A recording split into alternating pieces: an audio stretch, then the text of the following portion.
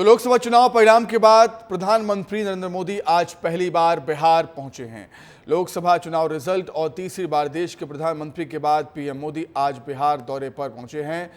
प्रधानमंत्री नरेंद्र मोदी अब से कुछ ही देर में नालंदा यूनिवर्सिटी के नए कैंपस का उद्घाटन करने वाले हैं। वहीं इससे पहले पीएम मोदी ने अपने सोशल मीडिया अकाउंट एक्स पर एक पोस्ट कर संदेश दिया है कि लिखा है कि ये हमारे शिक्षा के क्षेत्र के लिए बहुत खास दिन है। आज सुबह करीब 10:30 बजे राजगीर में नालंदा विश्वविद्यालय के नए परिसर का उद्घाटन किया जाएगा। नालंदा का हमारे गौरवशाली अतीत से गहरा नाता रहा है। ये विश्वविद्यालय निश्चित रूप से युवाओं की शैक्षिक आवश्यकताओं को पूरा करने में बहुत मददगार साबित होगा।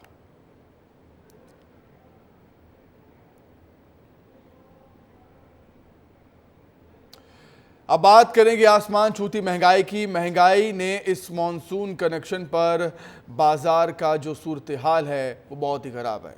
कमजोर आवक के चलते सब्जियों की कीमतें इन दिनों आसमान पर पहुंचने लगी हैं। लगातार टमाटर समेत तमाम सब्जियों के दाम बढ़ रहे हैं। विस्तार न्यूज ने सब्जियों की कीमत को लेकर पड़ताल की विस्तार से बढ़ती कीमतों को लेकर जानने की कोशिश की कि आखिर आपके घर तक महंगी सब्जी क्यों पहुंच रही है। विस्तार न्यूज ने जब लोगों से इस पर बातचीत की तो क्या कुछ कहा उन्होंने, सुनाते हैं आपको। विस्तार न्यूज आपका अपना चैनल है, आपकी बात यहीं आके करता है। इधर देखिए, ये भिंडी भी आपकी थाली में नजर आनी चाहिए, भी जरूरी। भिंडी क्या भाव चल रही भैया? भिंडी 30 रुपये थोक में, और खुला छुट्टा में बाजार में लगभग क्या खबर है? वही 40-50 रुपये। 40-50 रुपये। अलग अलग जिलों में अलग अलग रेट होंगे। सब जगह भिंडी के भविष्य में अभी क्या आसार हैं? आने वाले महीनों तक सस्ती होगी कि महंगी होगी? आपका अनुभव क्या है? महंगा हो जाएगा। महंगा हो जाएगा। कितना लगभग? वही 40 रुपये। 40 थोक में आ जाएगी और छुट्टा में 60-50 आ जाएगी। और ये बंधा पत्ता गोभी, इसका क्या रेट है अभी? पत्ता गोभी ठोक में 17-18 रुपये और छुट्टा लगभग अंदाजा? चिल्लर में 40 रुपये, 30 रुपये।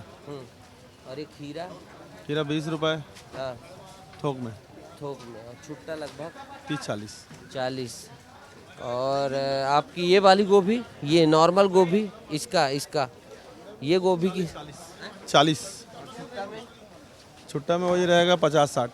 तो ये हैं व्यापारी दमदार वाले, कह रहे हैं अपने घर में सब्जी चलती रहेगी कितनी भी महंगाई। 4000 हो जाए 200 रुपये किलो, खाना तो रोज है। क्या बात है, चाहे कितनी महंगी हो जाए खाना तो है।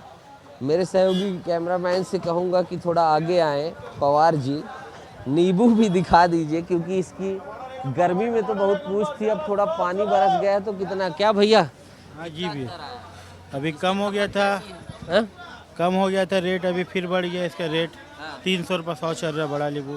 300 रुपये में 100 पीस बड़ा नींबू। 3 रुपये थोक में मिल रहा है। और अगर फुटकर में बाहर में खरीदने जाऊं तो लगभग कितना? 10 रुपये में? नहीं, 5 रुपये। 5 रुपये में। तो इसका रेट डाउन हुआ है ना? हाँ, पहले से कम डाउन हुआ। मंडी में यही सब्जी है जिसका रेट डाउन हुआ हो?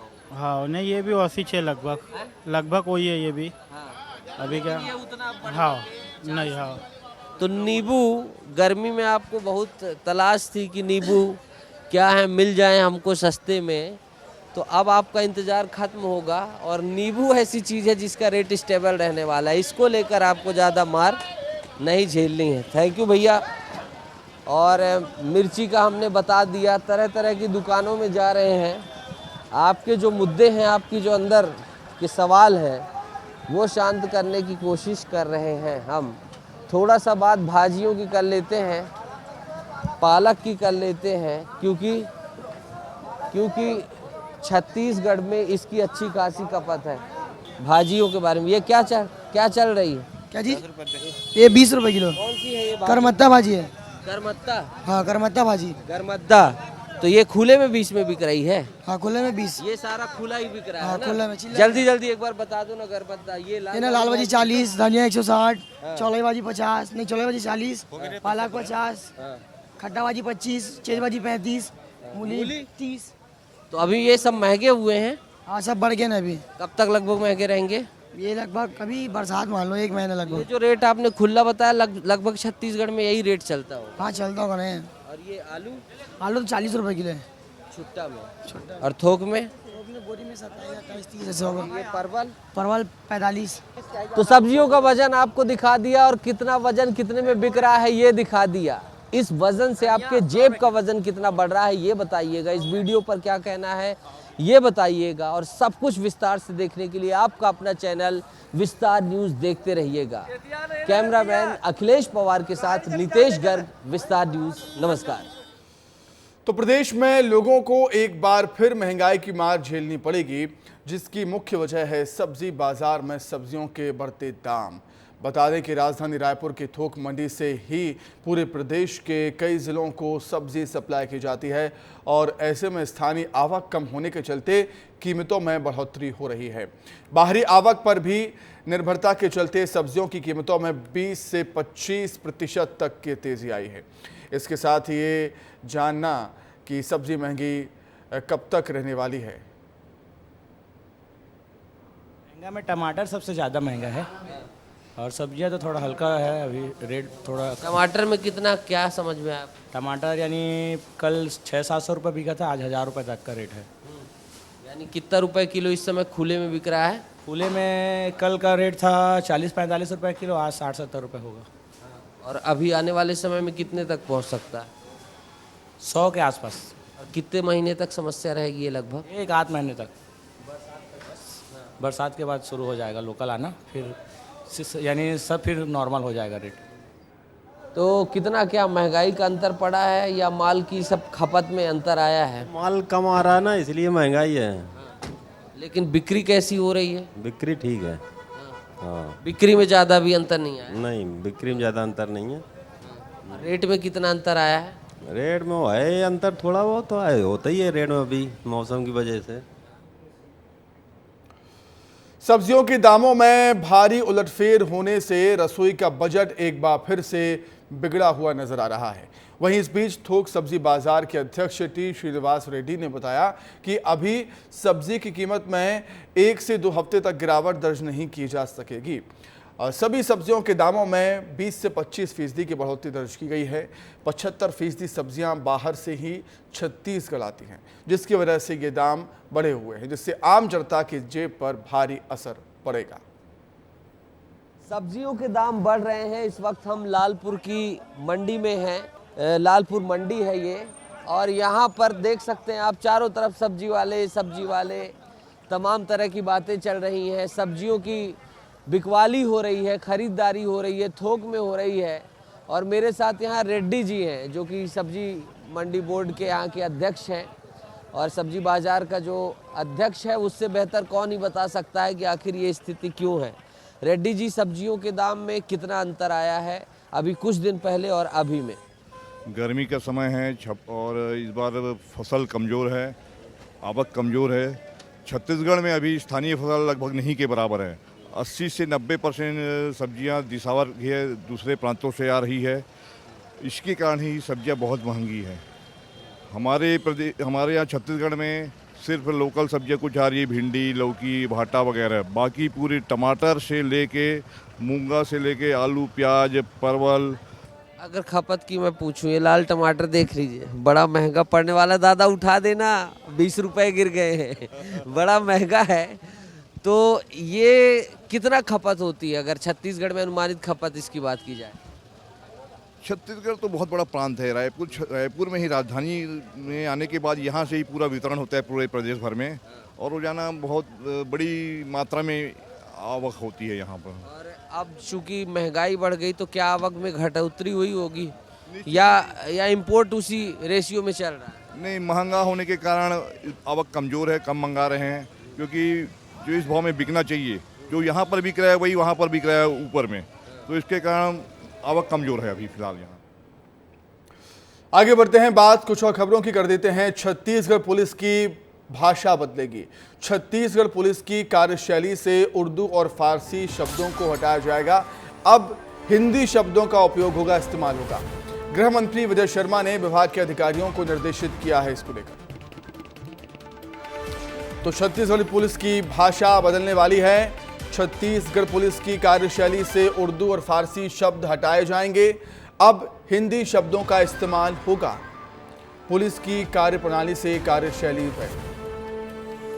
उर्दू शब्दों का इस्तेमाल नहीं होगा, फारसी शब्दों का इस्तेमाल नहीं होगा, अब सिर्फ हिंदी शब्दों का इस्तेमाल किया जाएगा। गृह मंत्री विजय शर्मा ने विभाग के अधिकारियों को निर्देशित किया है। और अधिक जानकारी के लिए सीधे हम रायपुर का रुख कर देंगे। हमारे सहयोगी नीतीश गर्ग हमारे साथ जुड़ गए हैं लाइव। नीतीश, उर्दू शब्दों का इस्तेमाल नहीं किया जाएगा, फारसी शब्दों का इस्तेमाल नहीं होगा, पुलिस की कार्यशैली में इसके पीछे की वजह क्या है कि अब केवल हिंदी शब्द ही हमें नजर आएंगे? सुमित, जैसा कि हम जानते हैं कि भारत में अगर बात की जाए, जब मुगल काल था, मुगल काल में लंबे समय तक प्रभाव रहा किसका? उर्दू और फारसी का। चूँकि कई जगहों से भारत में आक्रांता है, यहाँ पर बसे, यहाँ की संस्कृति में रच बस गए, इसीलिए मैं गहराई से थोड़ा बता रहा हूँ। उसके बाद जब अंग्रेज आते हैं, फिर अंग्रेज जो न्यायिक व्यवस्था होती है, चाहे वो अकबर की कह दीजिए या मुगल काल की, उसे अपना लेते हैं। और फिर चूंकि न्यायिक व्यवस्था अपनाई जाती है तो फिर चाहे खसरा, पट्टा, तहसीलदार, इस तरह के शब्द भी होते हैं, तो वो उर्दू अल्फाजों से रिलेटेड थे। चूंकि न्याय व्यवस्था जो थी, अभी भी आप देखिए, चाहे वो भूमि की प्रणाली हो, तमाम चीज़ें वो चल रही हैं। इतिहास के पन्नों में अगर जाए तो मुगल काल से संबंधित। और अब चूंकि देश आज़ाद हो गया और लंबे समय से भी, जैसे कि आईपीसी, भारतीय न्याय संहिता, सीआरपीसी की बात कर दीजिए, इन सभी में संशोधन किया गया है केंद्र स्तर से। और अब कुछ ऐसा प्रयास छत्तीसगढ़ सरकार के द्वारा किया जा रहा है और उप मुख्यमंत्री ने मुख्य सचिव को निर्देश दिए, अपने गृह विभाग के सचिव को निर्देश दिए कि ये कठिन शब्दों का क्या ही इस्तेमाल है, जैसे कि रोज नामचा, इसे साधारण रूप से रोज की जो गतिविधि है इसको सरल शब्दों में कहा जा सकता है, चस्पा को चिपकाना किया जा सकता है। इस तरह से बहुत एक लंबी फहरिस्त है जो कि मैं कुछ बता देना चाहूँ, जैसे कि मौका मुरत्तिस, घटना स्थल पर की गई कार्रवाई। जब पुलिस लिखती है तो एक आम आदमी को मौका मुरत्तिस क्या ही समझ में आएगा। ऐसे कई शब्द होते हैं, जैसे कि जरे खुराक, खाने का पैसा, या जामा तलाशी, वस्त्रों की छानबीन। तो इसे सामान्य रूप से लिखा जा सकता है कि वस्त्रों की तलाशी है। तो जब एफआईआर होगी या फिर कोई काम होंगे प्रशासन के, गृह विभाग के, उनमें सरल शब्दों का इस्तेमाल किया जाएगा। इसकी झलक मैंने ऐतिहासिक बता दी, जैसा कि विस्तार न्यूज हर गहराई से, हर खबर के आयाम से बताता है। तो ये एक तरीके से आप कह सकते हैं, जैसे कि बिल्कुल कुल मिलाकर नीतीश हम कह सकते हैं कि जो उर्दू और फारसी के शब्द होते हैं वो कठिन होते हैं, लोगों को समझने में दिक्कत होती है, इसलिए हिंदी शब्दों का इस्तेमाल होगा ताकि लोगों को आसानी हो। नीतीश, आप हमारे साथ बने रहिए, कुछ और खबरों पर आपसे हम जानकारी लेंगे आगे भी। आगे बढ़ते हैं, सारंगगढ़ से बड़ी खबर है। महाठग शिवा साहू को पुलिस ने गिरफ्तार कर दिया है। 3 महीने से खेल रहा था आंख मिचौली का खेल, पुलिस को चकमा दे रहा था। ये सूर्यकांत, रमेश, दिनेश, लक्ष्मी नारायण, भागवत साहू भी गिरफ्तार हुआ। सूर्यकांत को बिलाईगढ़ से पुलिस ने गिरफ्तार किया है, बाकी आरोपियों को रायपुर और बिलासपुर से गिरफ्तार किया गया है। शिवा साहू पर 3 करोड़ 26 लाख रुपए की ठगी का आरोप। तो सारंगगढ़ से बड़ी खबर आपको हम बता रहे हैं, महाठग शिवा साहू को पुलिस ने गिरफ्तार कर दिया। 3 महीने से ये पुलिस को चकमा दे रहा था। तो नीतीश लगातार हमारे साथ रायपुर से जुड़े हुए हैं, उन्हीं का रुख कर लेते हैं। नीतीश, काफी लंबे समय से तलाश थी पुलिस को, शिवा साहू की आंख मिचौली खेल रहा था, चकमा दे रहा था, लेकिन जो कहते हैं ना कि बदमाश कितना भी शातिर क्यों ना हो, पुलिस उस तक पहुंची जाती है। बिल्कुल सुमित, आपने सही कहा। महाठग शिवा साहू की अगर बात की जाए, सबसे पहले विस्तार न्यूज ने इस मुद्दे को प्रदेश के सामने रखा था, देश के सामने रखा था कि किस तरह से एक महज छोटी सी उम्र का लड़का फ्रॉड के जरिए कई गुना रिटर्न निवेश के नाम पर देने के नाम पर कई गुना जो है रिटर्न देने की बात करके कितने बड़े स्तर की ठगी को अंजाम करने वाला था। जब वहां हमारे रिपोर्टर अनमोल तिवारी पहुंचे, विस्तार न्यूज की टीम पहुंची, तो देखा किस तरह से बड़ी लग्जरी गाड़ी है, एक से बढ़कर एक गाड़ियां खड़ी हुई हैं और उसका शिवा साहू का एक काफिला है। बाद में जब पोल खुली, विस्तार न्यूज ने तफ्तीश की, तब पता चला कि ये सब तो ठगी का है, ये जो पूरा है ये साम्राज्य ठगी के द्वारा खड़ा किया गया है। विस्तार न्यूज उस समय से नीतीश में रोकना चाहूंगा, नीतीश में आपको रोकना चाहूंगा। पीएम मोदी बिहार पहुंचे हुए हैं, नालंदा यूनिवर्सिटी पहुंचे हुए हैं, उद्घाटन समारोह में शामिल होने के लिए। सीधी तस्वीरें हम आपको दिखा रहे हैं और इस समय की ये तस्वीरें, बिहार की शान, नालंदा यूनिवर्सिटी पहचान। नालंदा विश्वविद्यालय के नए कैंपस का उद्घाटन प्रधानमंत्री मोदी अपने हाथों से करेंगे। नालंदा यूनिवर्सिटी परिसर पहुंचे हैं पीएम मोदी। ये तस्वीरें, सीधी तस्वीरें, नालंदा यूनिवर्सिटी परिसर पहुंचे हैं पीएम मोदी और अब से कुछ ही देर बाद नए परिसर का, नए कैंपस का उद्घाटन किया जाएगा।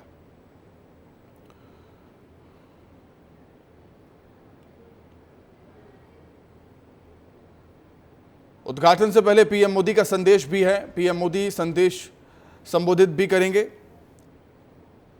प्रधानमंत्री का संबोधन भी होना है और उसके बाद नए परिसर का उद्घाटन भी किया जाएगा। नालंदा यूनिवर्सिटी से लाइव तस्वीरें इस समय आप देख रहे हैं। प्रधानमंत्री मोदी पहुंचे हुए हैं यहां पर बातचीत करते हुए और अब से कुछ ही देर बाद पीएम मोदी संबोधित करेंगे और नालंदा यूनिवर्सिटी के नए कैंपस का उद्घाटन किया जाएगा। तो संबोधन प्रधानमंत्री का थोड़ी देर बाद होना है। हम लगातार इस कार्यक्रम पर नजर बनाए हुए हैं, लेकिन हम सारंगगढ़ की बात यहां पर कर रहे थे, जहां पर महाठग शिवा साहू को पुलिस ने गिरफ्तार किया है। नीतीश लगातार हमारे साथ जुड़े हुए हैं, उनका एक बार फिर से रुख कर लेते हैं। नीतीश, जो बात आप कह रहे थे जरा विस्तार से बताइए, पूरी कीजिए। बिल्कुल सुमित, मैं यही कह रहा था कि विस्तार न्यूज ने प्रमुखता से सवाल उठाया। गृह मंत्री से भी विस्तार न्यूज ने पूछा कि आखिर शिवा साहू कब पकड़ा जाएगा, कब गिरफ्तारी होगी। जो तमाम जिन लोगों ने रुपए दिए थे उन्होंने भी अपनी आवाज उठाई, विस्तार न्यूज से रखी कि हमारे साथ ठगी हुई है। हमने भी उस मुद्दे को रखा। गृह मंत्री ने कहा था कि बहुत जल्दी हम एक्शन लेंगे और अब आचार संहिता खत्म होने के बाद बड़ी सफलता मिली है। और जैसा कि आपने जानकारी दी, सरसिवा पुलिस को सफलता मिली है। यही नहीं, शिवा के जो सहयोगी थे उन्हें भी पकड़ा गया, जैसे कि सूर्यकांत साहू, रमेश साहू, दिनेश साहू, लक्ष्मी नारायण साहू, भागवत साहू। ये सभी शिवा के लिए काम करते थे, जैसे पैसे उठाना, कैसे उनको रिटर्न का झांसा देना, फिर महंगी महंगी गाड़ियां दिखाकर, लग्जरी लाइफ दिखाकर झांसे में लेना और फिर उनको ब्लफ देते रहना। तो इस तरह से ये बड़ी सफलता है। न केवल शिवा साहू बल्कि उसके तमाम जो गुर्गे थे, जो उसके सहयोगी थे, उन्हें भी धर पकड़ा गया है। और अब उम्मीद है कि जिनका पैसा फंसा था, अब शिवा साहू के साथ कानूनी प्रक्रिया अपनाई जाएगी और अब उनका पैसा जो है वो वापस करने की जो पूरी प्रोसेस है उसे आगे बढ़ाया जाएगा। सुमित, लेकिन महाठग और विस्तार न्यूज जो जिस मुद्दे को उठाता है वो एक बार फिर से अंजाम में गया है। हमारी बिल्कुल बिल्कुल बिल्कुल, एक बड़ी सफलता हम कहेंगे, और जो बड़ी सफलता एक पुलिस के लिए कहीं न कहीं। नीतीश, महाठग शिवा साहू उसके साथ ही गिरफ्तार हुए। बहुत धन्यवाद आपका जुड़ने के लिए, तमाम बातचीत के लिए। उपराष्ट्रपति जगदीप धनखड़ आज डिडौरी आ रहे हैं, जहां धनखड़ विश्व सिकल सेल दिवस समारोह में बतौर मुख्य अतिथि शामिल होंगे। वहीं इस दौरान कार्यक्रम में राज्यपाल मंगूभाई पटेल और मुख्यमंत्री डॉक्टर मोहन यादव भी मौजूद रहेंगे। और इस बीच प्रशासन ने सुरक्षा के पुख्ता इंतजाम भी किए हैं। विश्व सिकल सेल दिवस एक अंतर्राष्ट्रीय जागरूकता दिवस है जो वैश्विक जनता को सिकल सेल रोग के बारे में सचेत करने के लिए हर साल 19 जून को मनाया जाता है।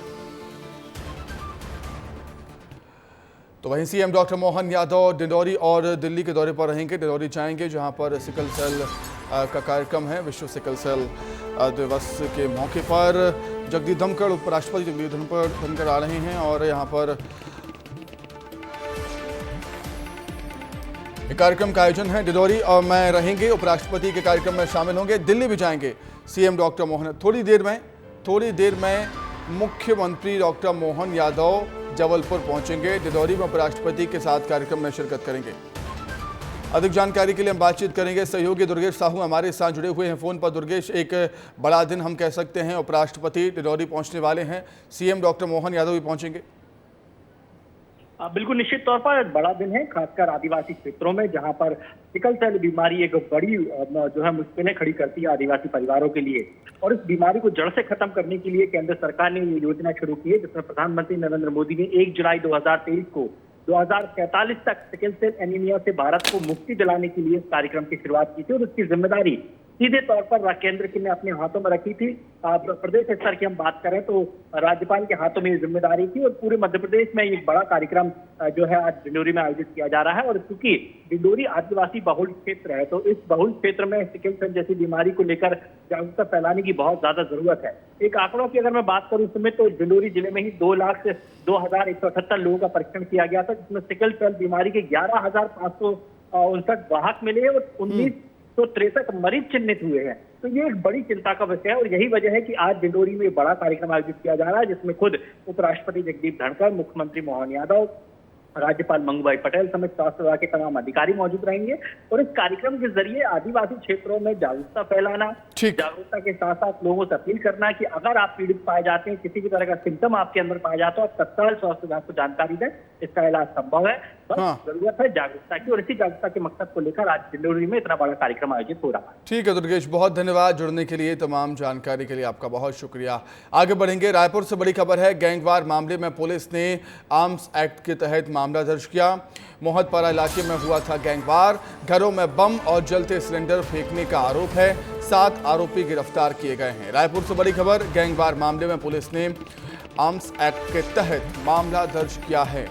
मोहतपारा इलाके में गैंगवार हुआ था। घरों में बम फेंके गए थे, जलते हुए सिलेंडर फेंक दिए गए थे। 7 आरोपी गिरफ्तार हुए हैं।